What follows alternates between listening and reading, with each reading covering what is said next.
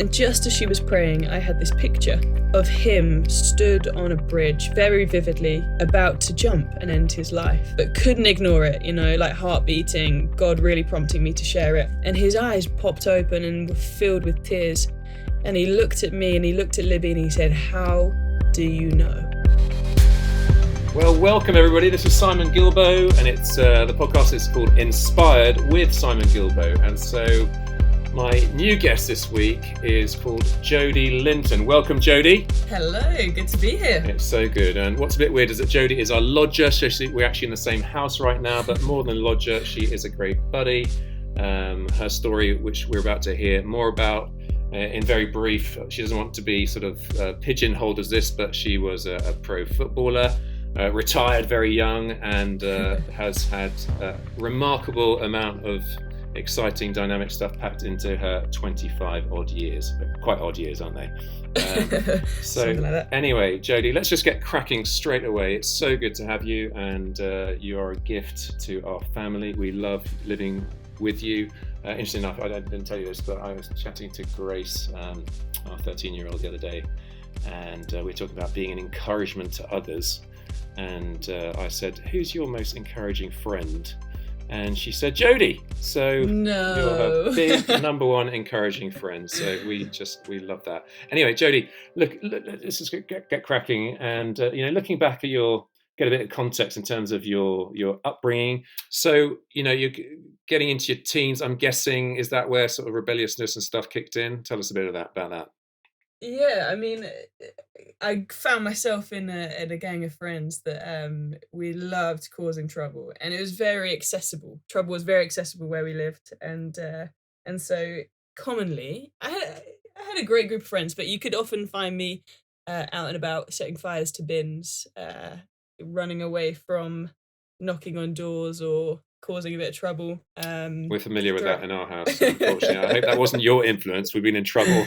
Yeah, I didn't quite tell you. But yes, it was certainly a colourful childhood. Kind of drink, drugs, different things accessible from a very young age. But also on the flip side, had football was a big part of my life, and so not only that there was this crazy group of friends there that were terrible influences, and I'm sure I was equally a terrible influence at points, but also had sport and football to kind of keep me on the straight and narrow, and there was always an incentive to not go, too hard in partying or with some of these unhealthy ways of living, because I knew that if I got in too much trouble, I wouldn't be able to play football, and I wanted to kind of keep fit and healthy so I could really go there with that. So yeah, I mean, certainly I remember I was reflecting back with a friend the other day. We were probably about 13, and actually it was on the back of Josiah, 11-year-old, Simon's youngest there, climbing on some roofs, and reflecting back of a time when me and a bunch of friends climbed on some roofs, and one of them fell through, and it was just like there was a moment of like, oh crikey,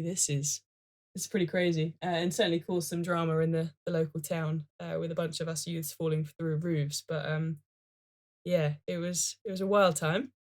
So when were you sort of signed up? When was the talent spotted, and which team did you join? So I was a bit of a tomboy all the way through school, and so I was just out and about playing with a gang of local lads, and I think I was about 12.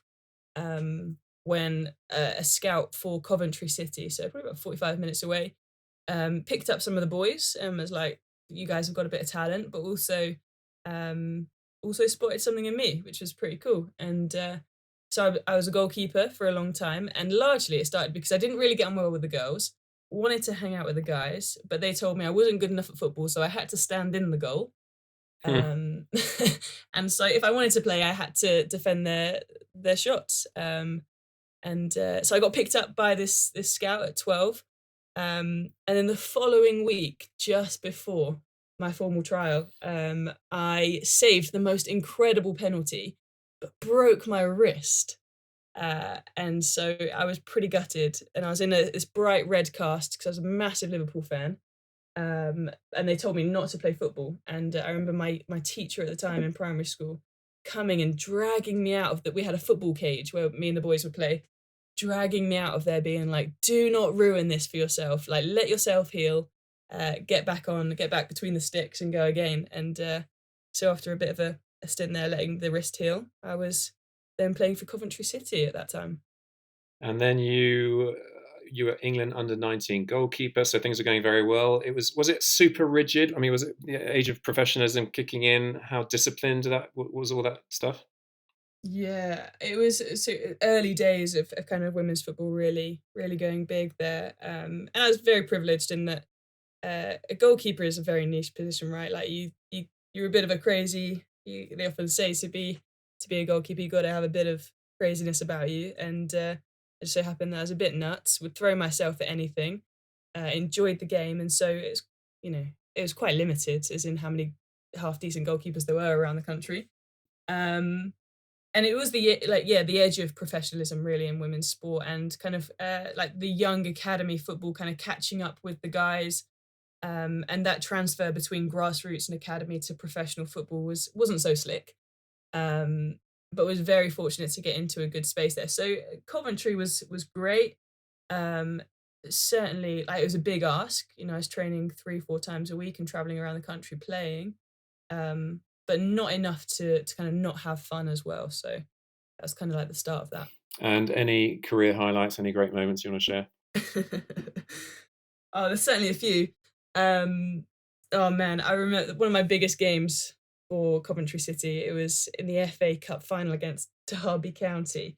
Huge game. It was. There were a bunch of scouts there that I was trying to impress, and I made the most incredible save.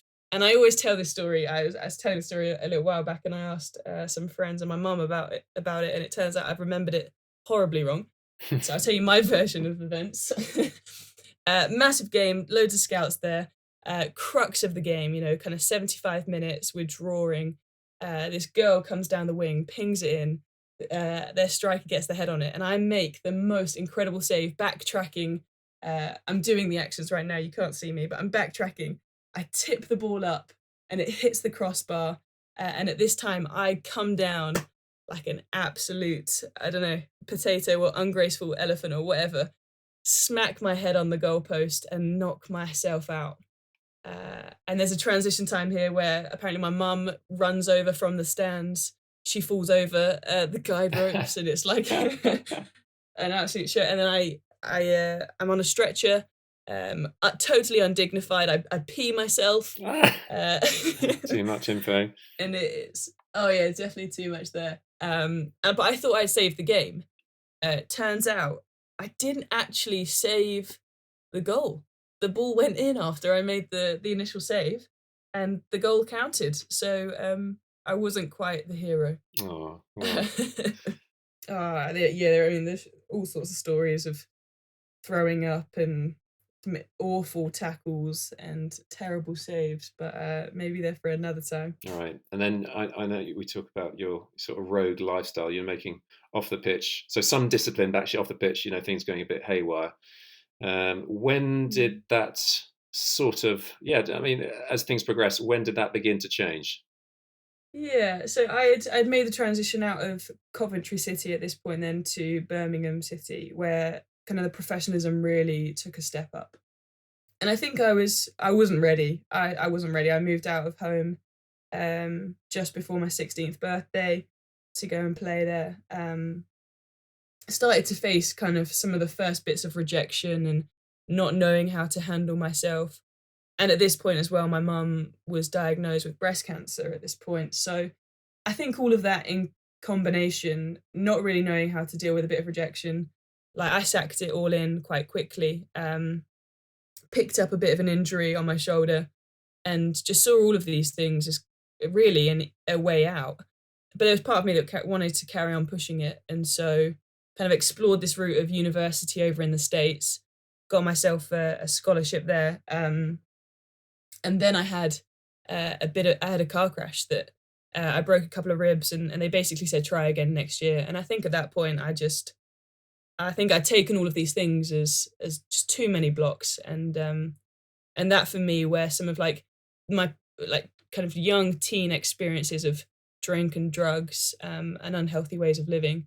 Like football then wasn't enough to hold on to for these things to really kind of come crashing through. And so probably my first year, end of my first year of university, things kind of started to look a little bit peachy there. Yeah. And it's interesting, isn't it? Because I overhear some of the stories you're telling to various people, and yeah, it's lovely for my kids to be exposed to the new Jodie. I probably wouldn't have wanted them to be exposed to the old Jodie without without glorifying the cock ups of your past. You know, give us sort of brushstrokes, a couple of encounters that you had that moved you towards a wake up call, if you like. Yeah, there are a few. I think probably two actually. There's one, we were out and about in town after a game. So university sport, it's classic that you play all day Wednesday, and then Wednesday night is a big night with your teams. So taken whatever I'd taken and gone into McDonald's for a post night out burger, obviously, and had managed to cause a little bit of trouble. As in there were a bunch of the girls from football, and we all they all got a little bit mouthy and ended up picking a fight with the wrong bloke. I tried being the hero, defending a friend, went in and punched a guy, and fair to say, I got a decent knockback, and by decent, it was a mild traumatic brain injury, a broken eye socket, deep concussion, and 5 weeks out of football. So I soon learned a little bit there. That was a key one for me of like, oh, this don't be picking fights out on the streets and getting yourself into trouble. And then probably there are certainly a few there with getting caught up with the police and warnings for supplying drugs to various different people in the university scene. And again, just realizing that there was a moment of like, this could have a real implication on me later in life. And it was a police officer that kind of sat me down actually in the back of a car and said, you know, if you don't want this to follow you through the rest of your life, you need to be making some changes. And I'm pretty thankful that, I mean, I wasn't totally with it at the time, and so I kind of laughed him off and probably told him to do one, got out of the car and went on my way. But actually the impact on me with that conversation was pretty huge, I think. Brilliant. Well done, that policeman, whoever you are out there. And so, where did New Zealand come in? What stage was that in your journey? Yeah, so this was third year of university. So I did sport and exercise science, and that was largely just because I wanted something to tie in with playing football. And Bath is amazing. So that's where I went to university. They do often a placement year abroad, if you want to, or local. And at this point, life was looking pretty bleak. Also, I thought, you know, in like football wasn't going so well. I had nothing to be here for. And so I thought, where is the furthest place I could get myself to? And New Zealand is that place. And so I signed myself up for a year or just over a year out in New Zealand. So you arrive in New Zealand. What's the plan? How did it pan out? So I didn't have a plan. I decided that I was going to take a bit of time off football and that I would travel and do the work that I'd signed myself up to, but had enough money really to get me through the first 2-3 months. So I arrived there in late June. I fully expected by Christmas I'd be home, just couldn't financially support myself for long enough. We went out with the 7 of us from university, and one of them, his name's Josh, fantastic bloke, was a Christian. And I went out one night. I don't know, found a bunch of people, done whatever I'd done, and came home at 5 a.m. or something similar, and Josh had waited up for me. And so I sat there thinking, man, this guy must really fancy me. Turns out he didn't. He just wanted to make sure I was okay, and listened to me and shared. And I think I'd just I'd hit the fan a little bit in that that night my best friend from home, a girl that I grew up playing football with, had been diagnosed with Hodgkin's lymphoma, so cancer of the blood. And I just found myself thinking, like, she is one of the fittest girls I know. Like, I'm now here stuck on the other side of the world. I've made a decision to get out here. I can't be there to support her back home. Like, what is the point of all of this? And so Josh sat down, he prayed for me, he then invited me to church. And that was the start of really I mean, I'm sure there were loads of other like moments beforehand, but this is like a key part of me and my walk with Jesus. Yeah. So it wasn't any sort of flashing lights or anything, but how did you did you sense there was a moment when you were over the line, as it were? Yeah, definitely. So I went to church the next day with him. I don't really know why I went still to this moment. Can't remember what the guy was preaching on at all. And it was like big church, like warehouse smoke, big lights, big band, that kind of thing. And I was like, what is this place? Um, and right at the end, there was an altar call. So a chance to respond to whatever had gone on. And I can't remember what the guy said for most of the talk, but in this moment, he said, there's someone in here tonight who needs to lay down their perception of religion to just come and get to know Jesus, like even a mustard seed of faith, a tiny, tiny amount. Even if you're open, like there's an invitation here for you. I remember thinking, like you're preaching here to about 1,500 people. There's gonna be someone who responds to you. And this guy, there were people putting up their hands and saying yes, and he was like welcoming them, congratulating them. But he said, "There's one more person in here tonight," and he kept going. And I remember thinking, like, what a numpty! Like these guys are all saying yes to you, and he kept going for it. And all of a sudden, I felt Josh hug me. My hand was in the air. He was leading me to the front. My eyes were just like full of tears. Mm. And they took me to the front. This girl started praying for me. She started praying in tongues, and this is my first experience of church, and I was like, what is going on? She ends up prophesying basically into this deep childhood trauma from my past, and I was like, how? How is it that you know this? And realized Josh didn't know, so there's no way that he could have kind of called ahead and said, look, my friend's gonna come. Can you just like chat about this? And so yeah, this girl started prophesying and prophesying into some deep childhood trauma that I was like, there is no way on this earth that you know this. So either there is a God and he is talking to her right now for me, Mm-hmm. or I am clinically insane and need to get some serious help. And so I chose the former, thankfully.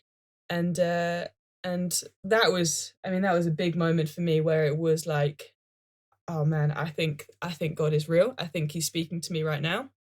And then over the next couple of weeks, we saw some incredible things. My friend Jade, who had been diagnosed with cancer, I then get a call from her the following week after that. We've been praying incessantly as a church, as a community of people that I got stuck into, that she would be healed. And we got a call saying that the cancer had been entirely contained to her neck. And so instead of this long process of chemo and radiotherapy, as well as an operation, it was going to be a very easy remove for the cancer, which was huge. Wonderful. Yeah.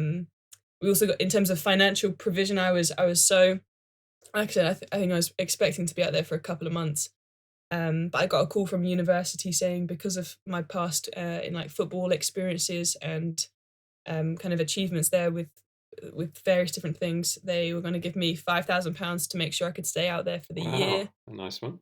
Which was absolutely bonkers. And then 2 weeks later, I was baptized.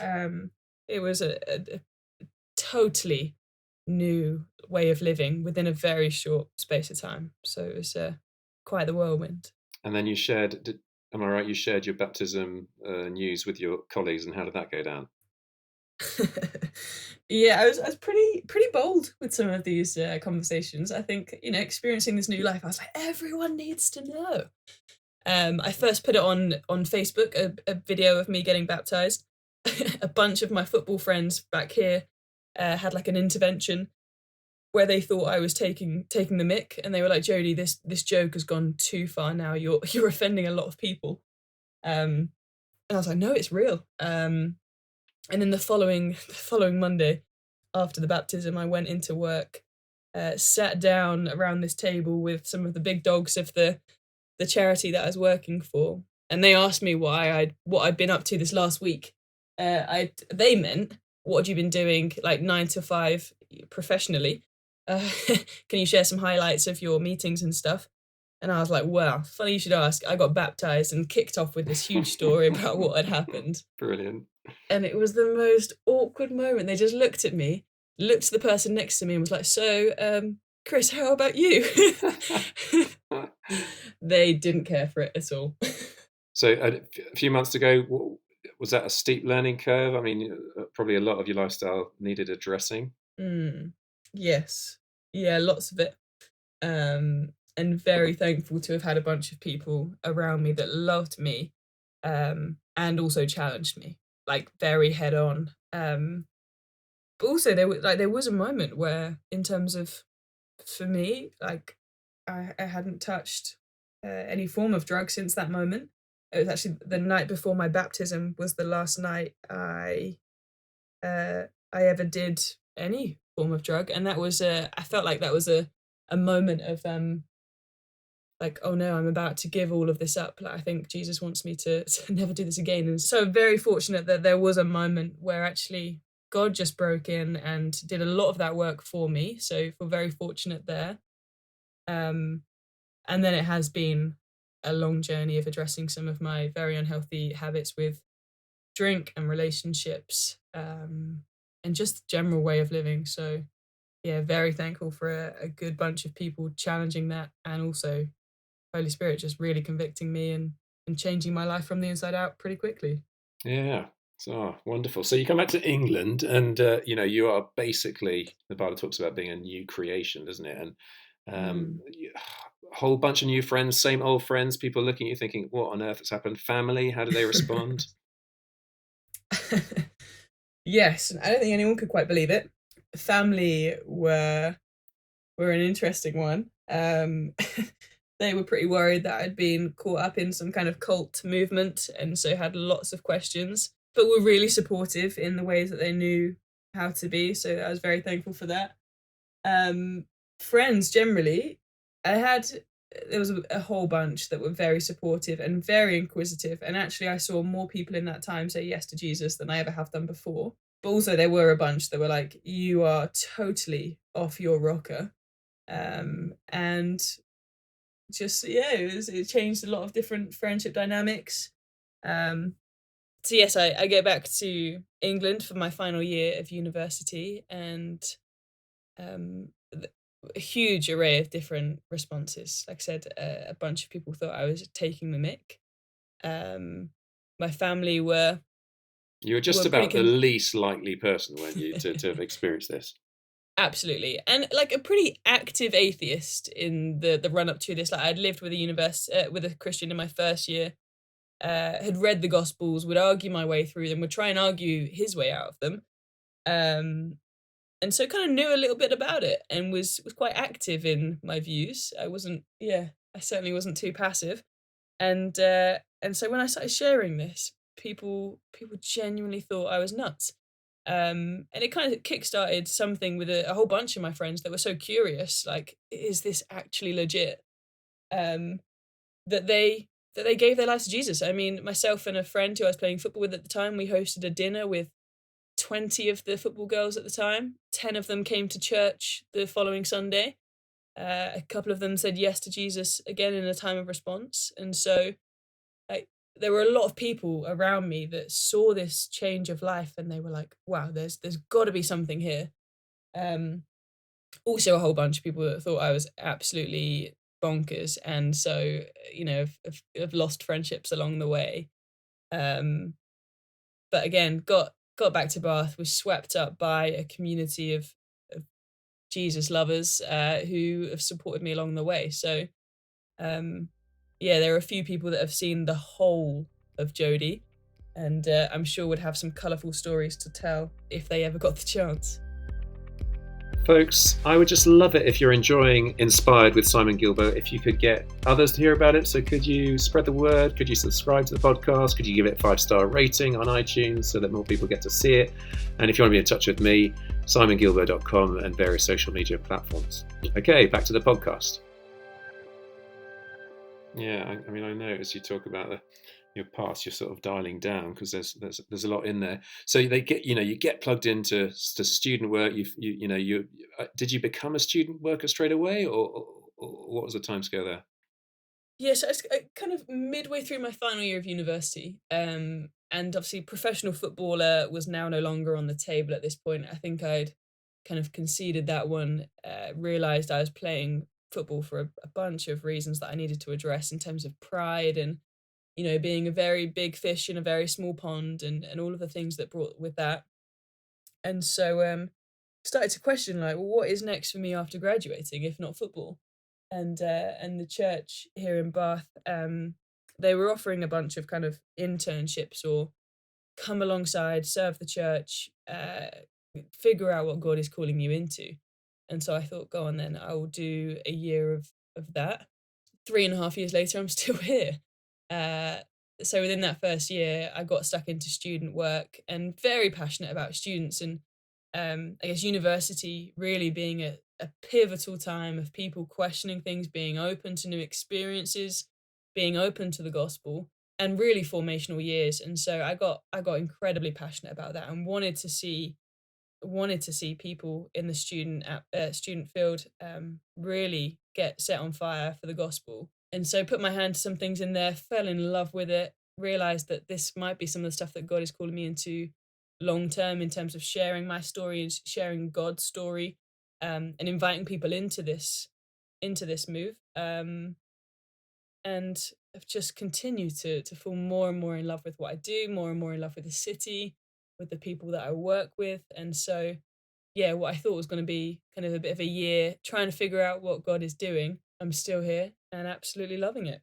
I used to be out as a student. I mean, I'd be clubbing 2, 3 times a week. Absolutely love. Would love. I was passionate for Jesus back then too, and would be out sharing my faith a lot and very active. And I know that's been one of your emphasis, isn't it? I mean, you can't do it at the moment, obviously, because of lockdown. But your outreach in the nightclubs. What did that look like? Yeah, so starting kind of coming out of university, I don't often receive like actual dreams from God, but there was one night in particular that I had a very vivid dream, and it kind of included two pictures. The first was me up at Score, which is the University of Bath nightclub, like the sports night on the Wednesday night, which I'd spent the majority of my university career getting fairly intoxicated in. Being outside of that with a trolley full of kind of water and biscuits and whatnot.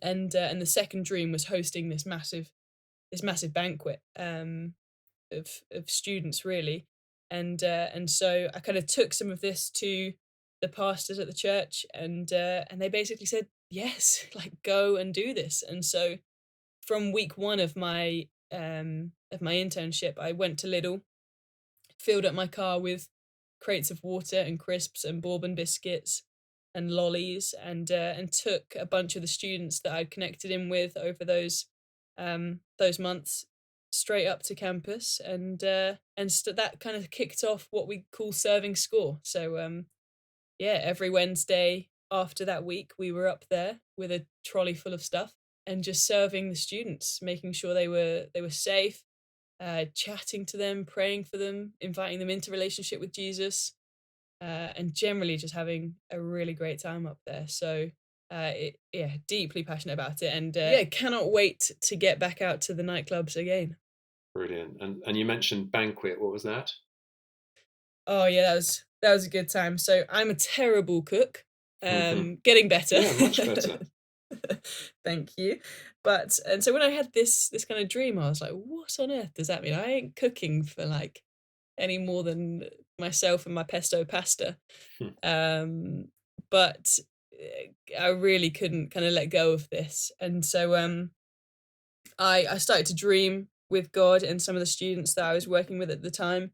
It's like, what could this look like? And we dreamt up this gorgeous picture of a long banquet style table, with a bunch of people that we've been students who love Jesus and all of their friends, and like this candlelit dinner being served by the wider church, prophesying over them, sharing the gospel with them.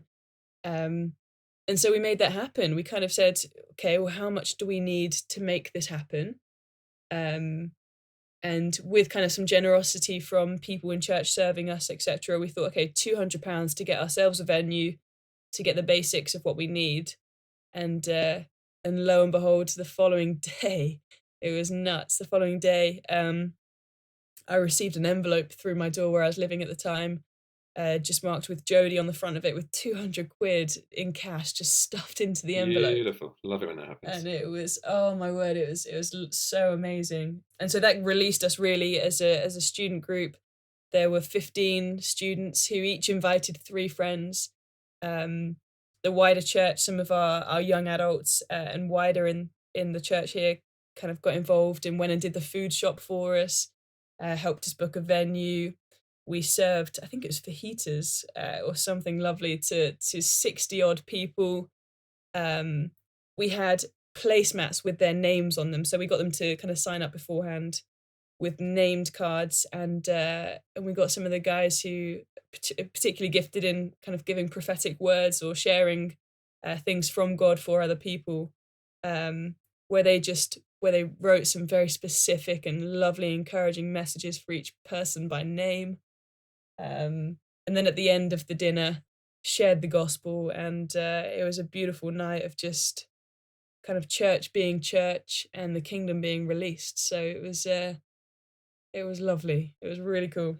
Like, yeah, it's the most exciting and amazing part of what I spend my time doing is seeing people say yes to Jesus, and it's certainly the thing that brings me most joy and makes me feel most alive. So yes, in all that I'm up to, that's kind of a big part of it, which is fun. And just from getting out there, as I have too, you have encounters with homeless people, with Muslims, with uni students, ex-drug dealers. There's all sorts of stuff in the mix, isn't there? We Mm. are going to be taking out people, regularly, as lockdown hasn't happened. December we went out a number of times, and people are scared at the concept of doing it, and yet we just have brilliant times out on the streets, don't we? It's just Mm. fabulous. So talk to us a bit about some of the encounters you've had, and beautiful stories of lives changed, and a bit on Jesus at the door, if you like. Yeah, absolutely. So again, this has been something I've been passionate about, but you tell me to go out onto the streets and share my faith, I would I would have told you where to go. I didn't know what that meant or how that looked, and I think I had a fairly apprehensive view of what that could look like. But we went to a conference back in November 2019. It's like the big Vineyard Movement students and young adults conference called Cause to Live For, where we were there, and a guy called Scott McNamara, who is kind of the founder of this tool called Jesus at the Door. He was there preaching and equipping us, and so there were thousands of us. That he kind of walked through this model of, here's Jesus knocking at the door of your heart, and a really simple way of kind of leading someone through the gospel. Um, and so he preached on it, kind of shared the fundamentals of why on earth should we be going and doing this, and then basically invited us, the whole conference, to go out onto the streets of Nottingham and to give it a go. And I remember just looking around the room and seeing some of the students that I was working with at the time, the most fearful, most introverted people, but they were there, they were willing. And I just remember thinking, like, oh man, this is going to be nuts. God is going to do something here. And I think we were out there for 2 hours, and one particular guy, the most nervous boy that I'd met, he went out, and we were out on the streets. He walked up to this first guy, didn't know the kind of script. He kind of just held the picture up, walked through the script, hands trembling, like totally fearful. And every question, it was like, yep, yep, yep. This guy was so responsive and ended up giving his life to Jesus the first time, using the most introverted, scared kid there. And I remember thinking, like, this is life changing. And so I kind of caught the bug for it. I kind of caught the bug for being out on the streets and just making Jesus very accessible to people, in that, just taking the gospel to them whilst they're out doing their shopping in Bath or wherever, and just being real with people. And so that kind of started November, and then I think I met you out on one of the first ones that you kicked off that following month. I think December of that year. And then it just kind of grew in momentum. We'd be out with the students every week up on campus, uh, sharing Jesus and seeing some incredible stuff. So there are certainly some fun stories. One of them, we were out on the university parade, and there was a bunch of us out there as well with a group that had come over from America, and so we kind of teamed up and went and shared the gospel with a bunch of people out on the campus. And one particular girl, she we were in the SU, and there were chairs, and everyone was it was like bustling, and it was quite loud in there. And this girl who was over from the States pulled up a chair, kind of whistled the whole room to silence. Now, there's a decent couple of hundred people in here, and I'm sat there thinking, what on earth is she about to do? I was so scared. And she shared the gospel, and it wasn't anything weird, but slightly more brash than potentially, a very, I don't know, polite British person might do. And we eventually got kicked out of the SU. We got told by security to leave and to not be doing this kind of stuff. And so potentially a really harmful thing. But I was in the middle of a conversation with a girl, chatting her through this tract of like Jesus at the door, being very polite and nice about it. And me, in my embarrassment, I turned to her and I apologized, and I was like, "Oh, I'm sorry about that," and kind of like brushed it off as like those weirdos doing that thing. And lo and behold, she was like, "No, no, no, no, no. What did she just say?" And I kind of went back through some of the stuff that this girl had shared, and and she just broke. Like, something happened in her where the Holy Spirit just met with her, and what I thought was this, deeply embarrassing thing to have done, her life was changed by what this girl had shared. And I was just there chatting, and she gave her life to Jesus in that moment, and stuck in and involved with it now. And that's what Scott talks about, doesn't it? And in his training, you shake the tree, and if the fruit is ready, it's ready. It falls, and if not, you don't want to overshake. And I remember a few months ago now driving this guy up to start a rehab in was on the outskirts of Birmingham, Yeah, and you had met him on the streets. What was his story, Chris? absolutely. Oh, what a guy. So a similar kind of story. My friend and myself were out in Bath, and it had been a fairly disappointing morning, as in we had shared and we got a lot of no's and quite a lot of harsh rejection actually. And so we were walking through the centre, and I was feeling so discouraged. I was about to pack my bag and go home. And Libby, my friend, we walked past this guy who was stood out on the street corner. He was working at the time as a street cleaner, and Libby was like, "Joes, we need to go back and chat to him." And I was like, "No, don't make me do it." But she kind of dragged me reluctantly back, where she engaged with him in conversation, and you could see that he was quite open to a conversation. I think he was quite thankful to be chatting to someone.